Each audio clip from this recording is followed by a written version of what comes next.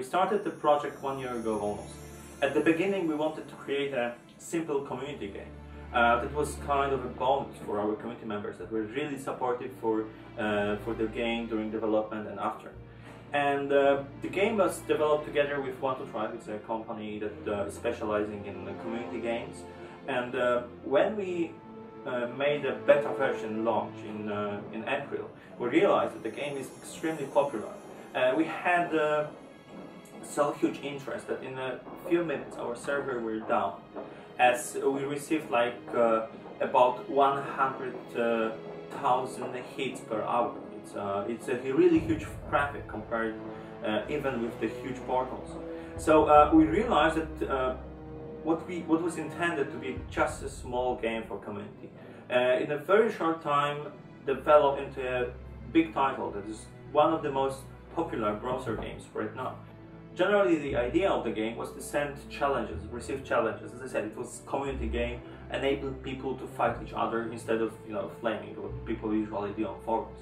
And as the game develops, still the most important gameplay element remain intact, because we realized it's really nice to have such kind of a game that doesn't require you to be logged all the time, to be spending hundreds of hours online. In the individual versus game, you can send challenges if you have like 10 minutes, then you can wait 5 minutes to receive,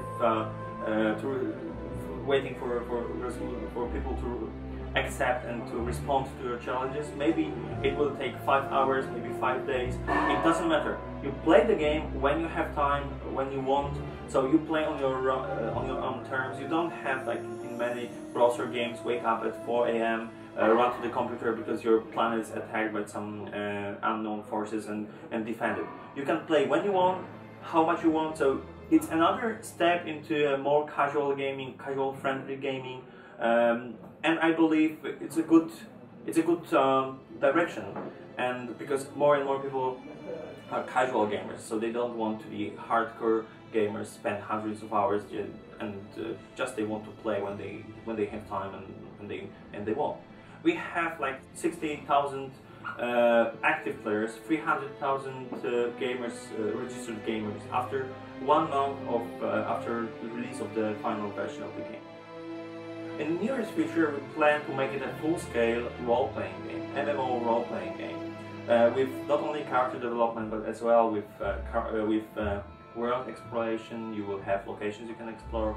You will be able to find treasures, visit dungeons, make guilds, groups, find some random treasures. So we want to make it a full-scale MMO role-playing game in the nearest future.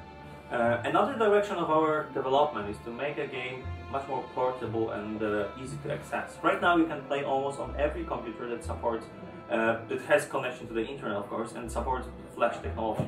I've seen people that manage to run the game on iPhones, and but we still want to, because of the gameplay style. The game is really easy to play kind of offline.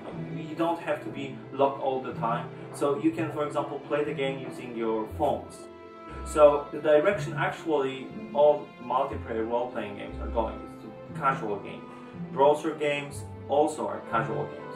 So we want to go even further. We want to make games much more portable, so you will be able to play anytime you have some 5 minutes in a coffee break in the office, and even at school, using any computer connected to the internet, but also your cell phone. So this is the direction that we believe all games are going, so making them just more accessible and portable, easy to play.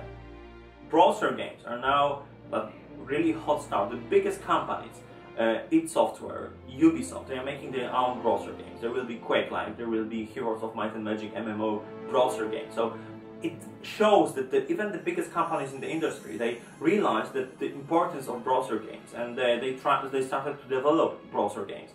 And they are going that direction that actually The Witcher is right now. We have The Witcher Versus already running, and you can play it. And from my point of view as a designer, it's also really exciting area. If you make a single-player role-playing game, you have always struggled with previous titles. You have to think, okay, it was done in Oblivion or maybe other games that way. I want to create something that is different, innovative, or maybe I want to make a game that's really similar. So, but still, there are lots of titles you have to compare. It's like refreshing the very old and cliche genre. And with browser games, you enter an area that is completely unexplored. There are a few titles made by semi-professional, like half-amateur teams.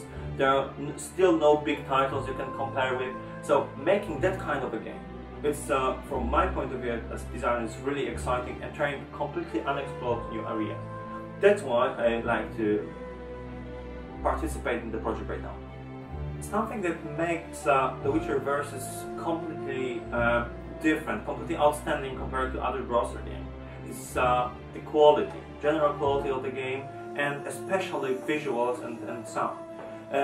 Why? Because the game is basing on the same assets that were used for The Witcher single-player role-playing game. Of course, changed and modified a little, but still we have high quality models with motion capture animation, with high quality special effects, with really cool sounds, and the visuals in the game are stunning.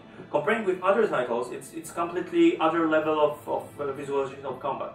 In most browser games you have just icons, maybe some text. In our game you have a beautiful graphics, beautiful backgrounds, beautiful characters, models, special effects, as I said. So this makes the game really standing out of typical browser project.